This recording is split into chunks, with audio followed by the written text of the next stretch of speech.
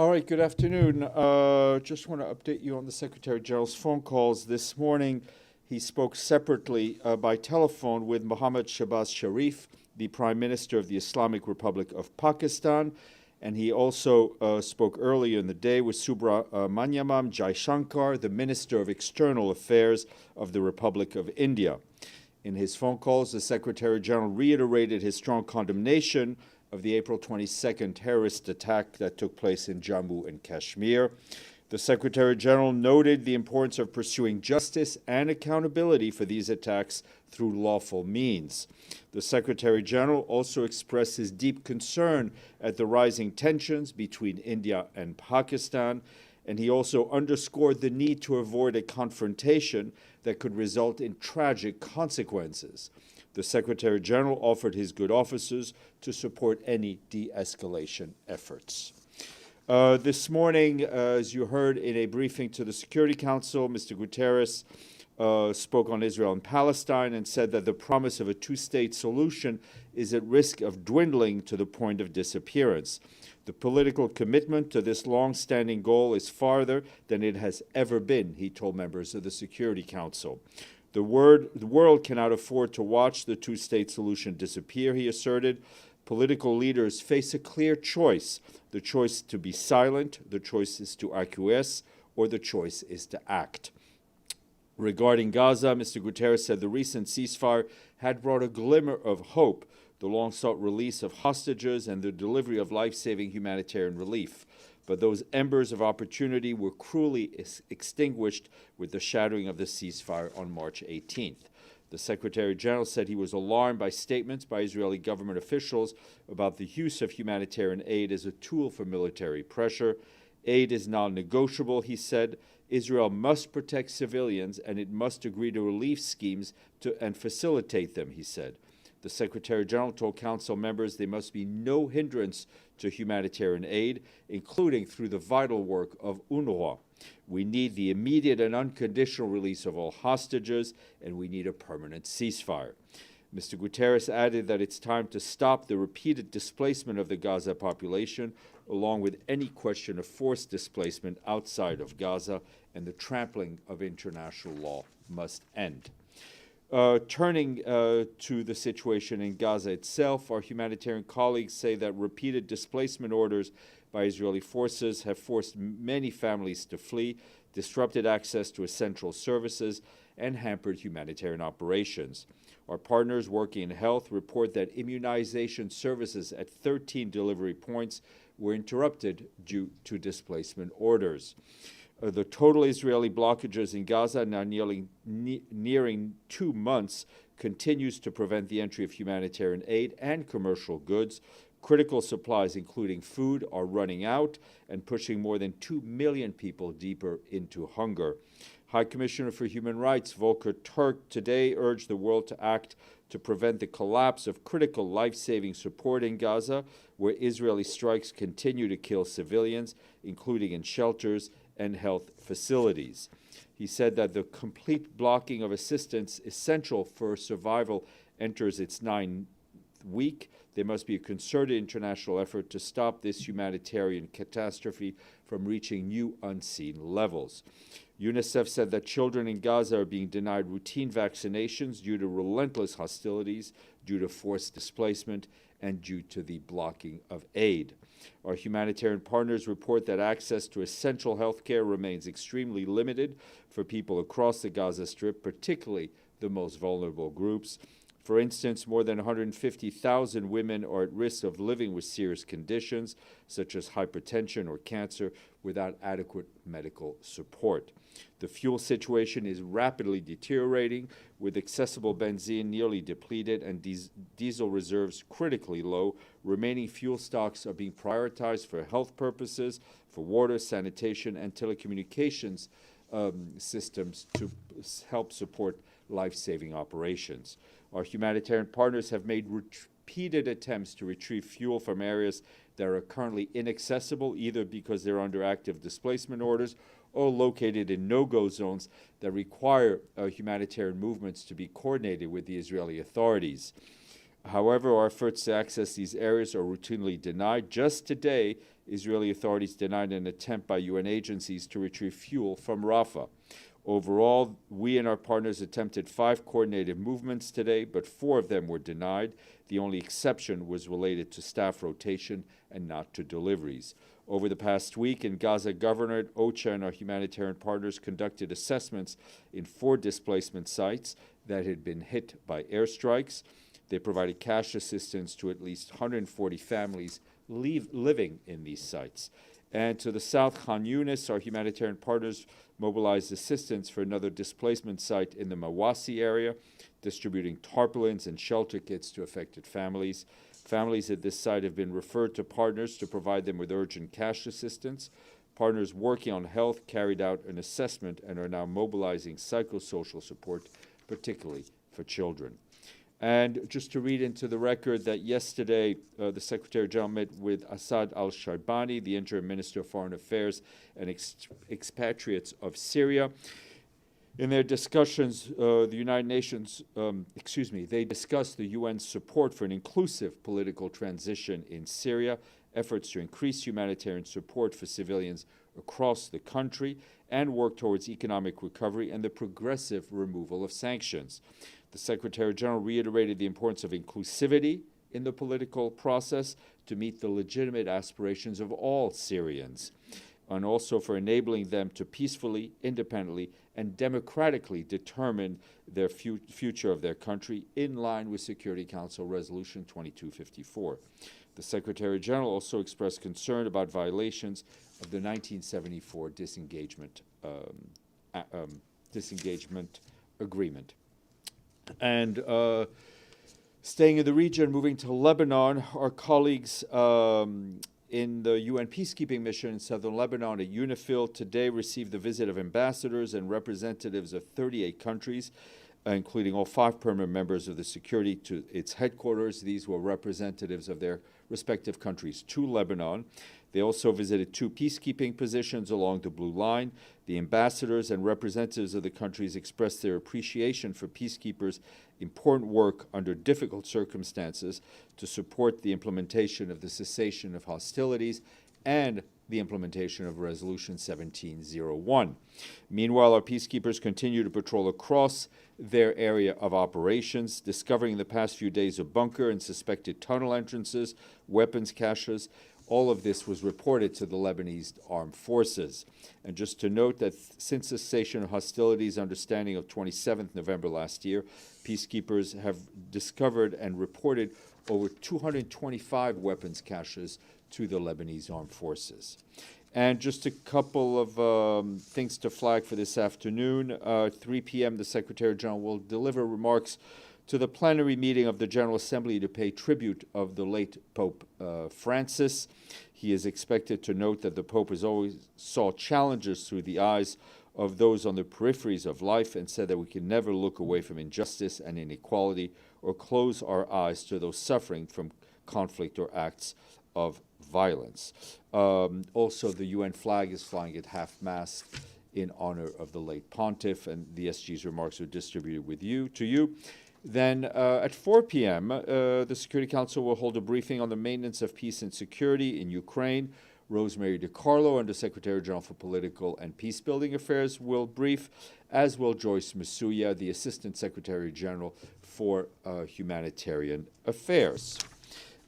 Turning to Afghanistan, our friend, the Undersecretary General for Humanitarian Affairs and Emergency Relief Coordinator, Tom Fletcher, it was in Kandahar today, which is, you all know, in the south of Afghanistan. He met with de facto provincial governor Mullah Shirin Akhund to discuss the urgency of addressing the ongoing humanitarian crisis and the arrival of growing number of Afghan returnees from Pakistan, driving needs even higher. Mr. Fletcher visited a reception center where we and our humanitarian partners are providing support, including health checks and cash. Mr. Fletcher also visited the Mirwas Regional Hospital, where medical teams are doing everything they can to sustain critical care, including for mothers and newborns, despite the brutal funding cuts. Mr. Fletcher warned that in the face of dwindling resources, facilities are overcrowded, and doctors are having to make impossible choices about which patient to prioritize. Our humanitarian colleagues also say that across Afghanistan, more than 400 health facilities have been forced to close so far, denying over 3 million people access to primary health care. And on the note of the returnees to Afghanistan, our friends at UNHCR say that an even deeper humanitarian crisis is looming in the country as tens of thousands of Afghans are being forced to return from neighboring countries. UNHCR said that in April alone, more than 251,000 Afghans have returned in adverse circumstances, both from Iran and Pakistan, and that includes 96,000 people who were deported. The UN Refugee Agency says it continues to advocate with both the government of Iran and of Pakistan that returns to Afghanistan must be voluntary, they must be safe, and they must be dignified. The UN agency warns that forcing or putting pressure on Afghans to return is unsustainable and could destabilize the region. Amid the current funding uncertainties, the UN Refugee Agency today called for $71 million to respond to this crisis across the region for a 9-month period.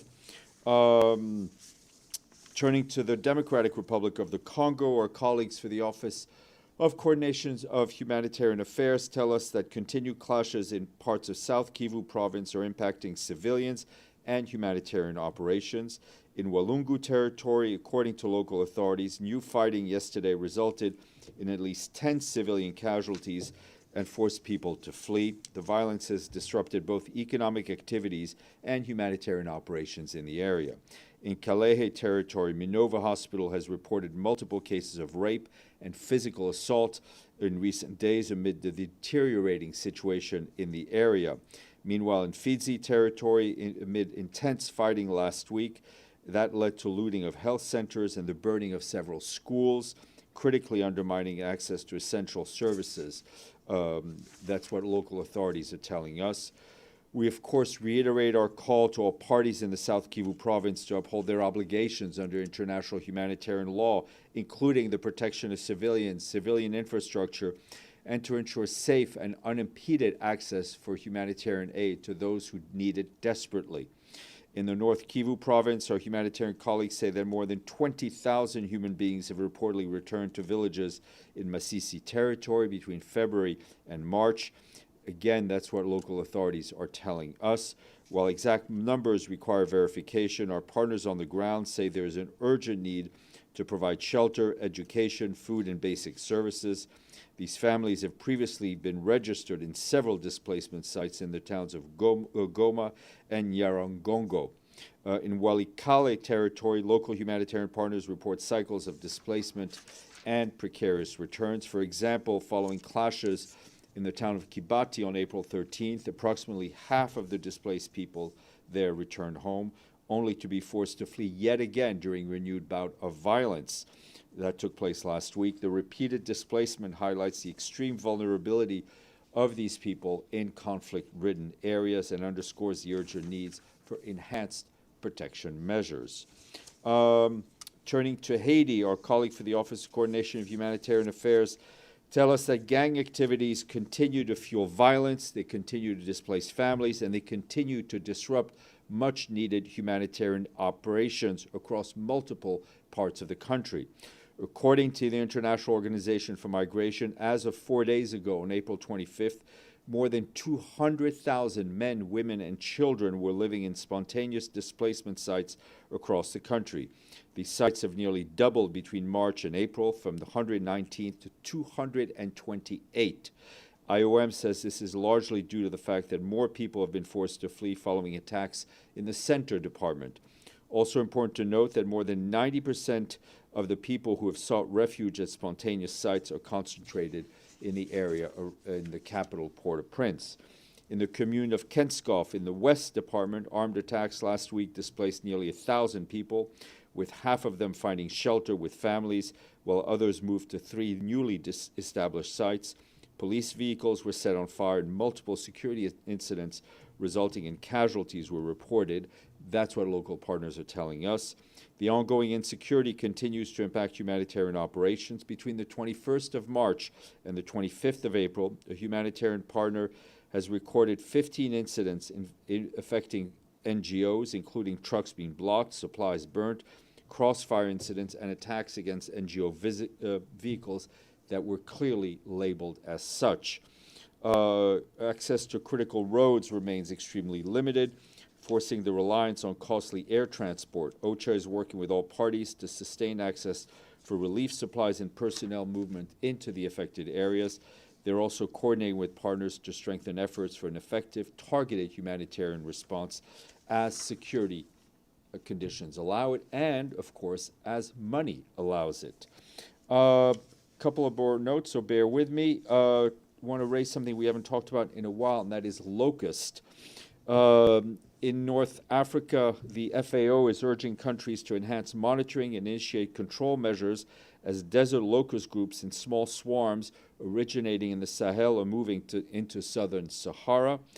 FAO also said locust activity intensified from late February through March, with swarms arriving in central Algeria, western Libya, and southern Tunisia. Due to favorable ecological conditions, the current breeding season has witnessed significantly larger infestations than usual. FAO urged countries to conduct intensive ground surveys across key areas where locust breeding is likely to occur, spanning from the south of the Atlas Mountains in Morocco to the Sahara in Algeria and extending to southern Tunisia and western Libya. The desert locust remains one of the world's most destructive migratory pests. A single swarm can cover 1 to several hundreds of square kilometers, but a single square kilometer of swarm can contain up to 80 million adult locusts, with the capacity to consume the same amount of food in one day as 35,000 people. Yeah, that's a lot.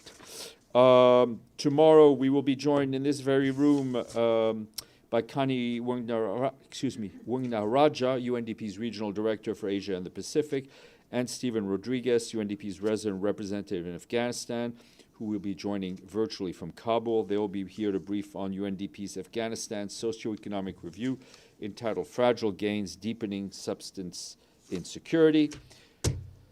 One, unless you're offering money to pay your dues in full, I know we're getting there, one more country, and it's a country where Ian Fleming wrote all of his James Bond novels. Jamaica. Exactly, Joe, Jamaica. And his legacy is honored at the Ian Fleming International Airport in Ocho Rios. We thank our friends in Kingston. We're up to 89. Joe, then Michelle. Yes. French Foreign Minister this morning at the Security Council meeting mentioned, among other things, the disarmament of Hamas. President Abbas has previously called for the disarmament of Hamas, yet in the Secretary General's address this morning, while he mentioned Hamas in the context of calling for to stop the rocket firings and to release the hostages, there was no mention at all about disarming Hamas, and I wonder why. Could you clarify? What the Secretary General has said clearly is that Gaza, that we recognize the Palestinian Authority as a legitimate authority over all the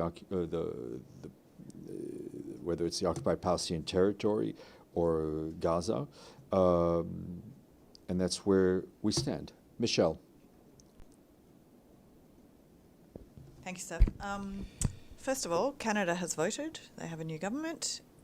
Any reaction from Secretary General? I expect the Secretary General will be speaking to Mark Carney a bit later today.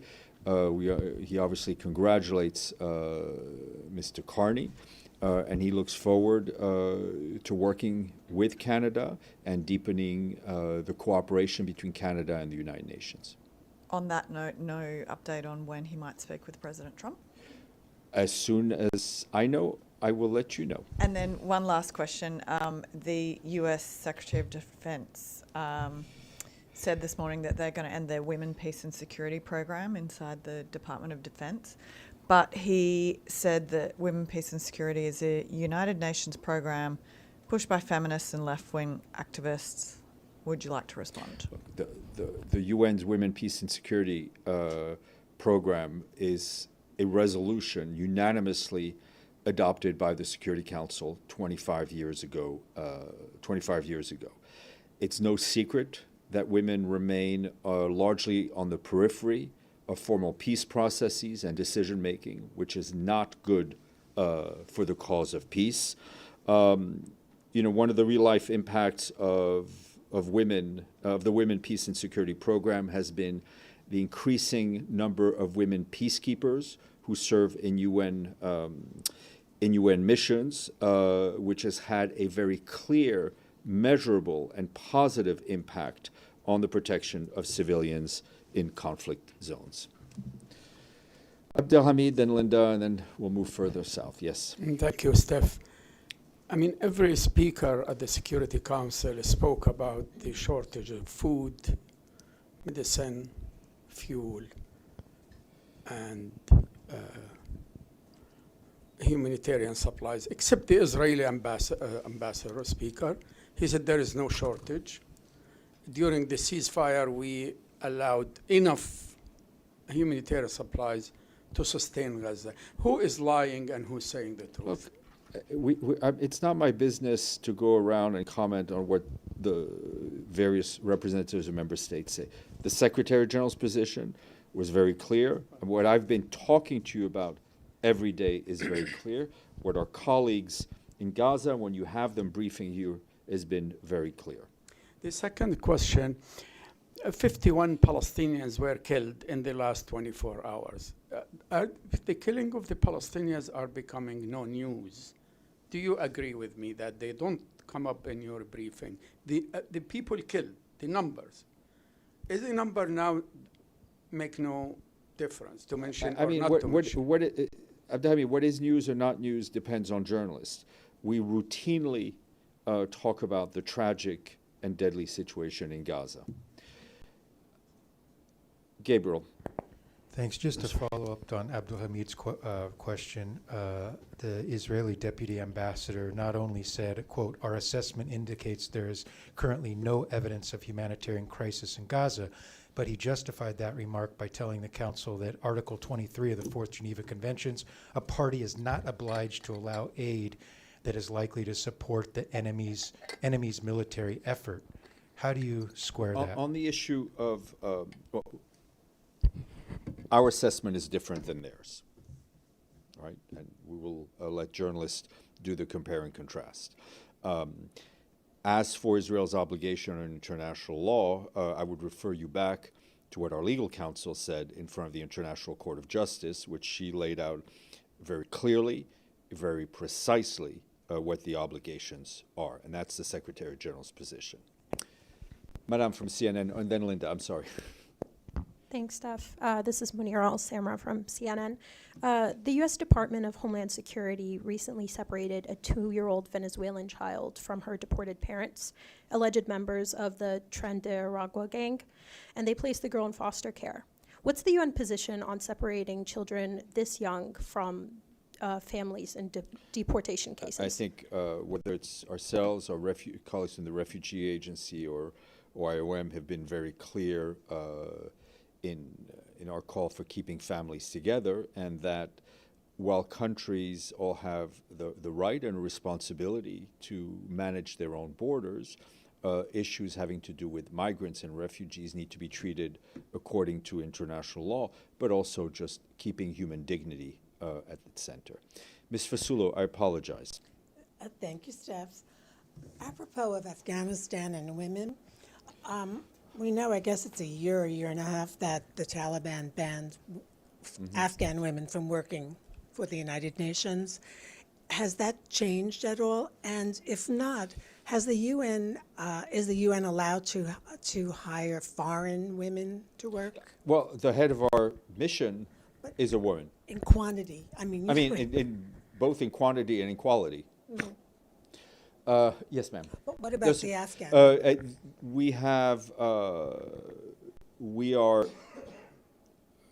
There remains a number of Afghan women, as I understand it, who continue to work for the UN in different capacity. Yes, please.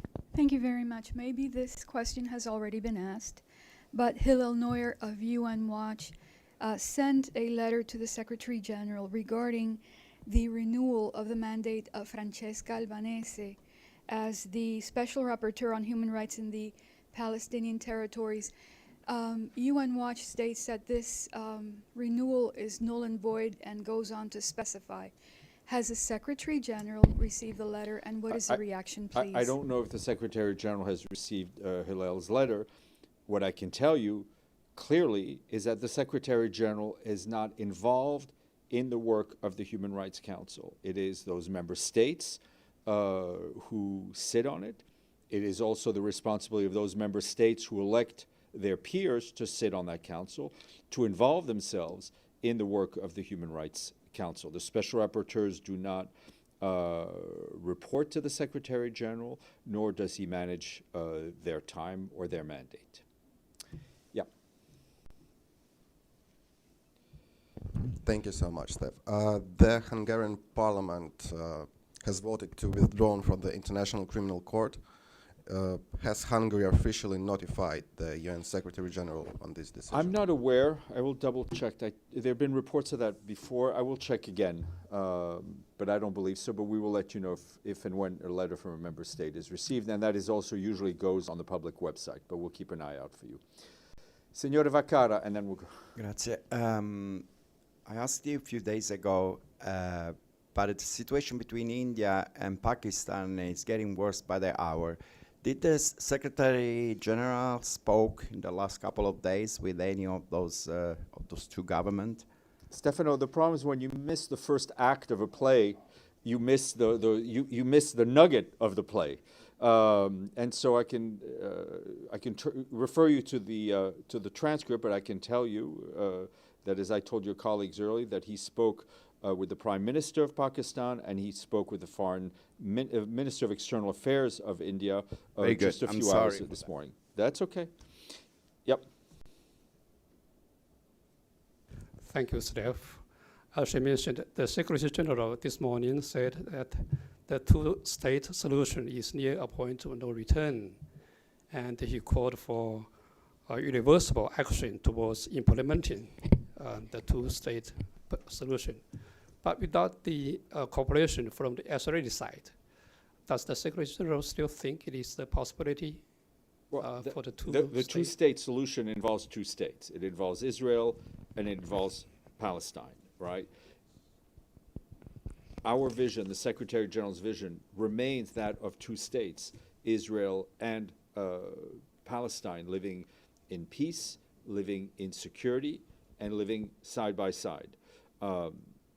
It is clear that to get there, we need the active involvement of both Israel and Palestine. And I think when he says it remains barely a glimmer, he is reflecting on the facts on the ground. Okay, Iftikhar, I see you online. Thank you, Steph. Can you hear me? Go ahead. Go ahead. Can you hear me? Okay. Regarding your readout on the phone calls to Islamabad and New Delhi, what was the Secretary General's impression? Is he feel encouraged to pursue his mediation mission?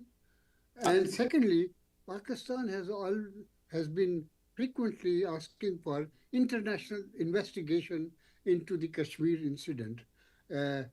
Was this matter raised in the conversation with Prime Minister Shebaz Sharif?